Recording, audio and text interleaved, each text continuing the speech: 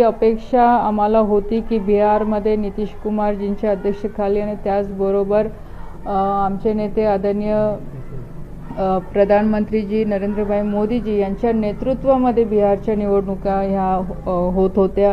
आदरणीय गृहमंत्री अमित शहाजी असतील किंवा आमचे सगळे बिहारचे जे भारतीय जनता पार्टीचे सगळे पदाधिकारी असतील, नेते असतील, त्यांनी खूप चांगली मेहनत इथे घेतली।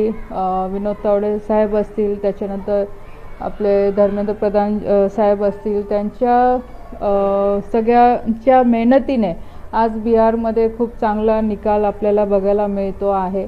आणि ज्या पद्धतीने आदरणीय मोदी साहेबांनी बिहारला घेऊन जे विकास कामांच्या घोषणा केंद्र सरकारच्या माध्यमातून केलेल्या होत्या, त्या सगळ्या पूर्ण करण्यात यश नक्कीच मिळणार आहे। आणि बिहारच्या जनतेने पण आदरणीय प्रधानमंत्रीजी आणि नितीश कुमारजींवर परत एक वेळा विश्वास दाखवून हा कौल आमच्याकडनं इंडियाकडे देण्यात आलेला आहे।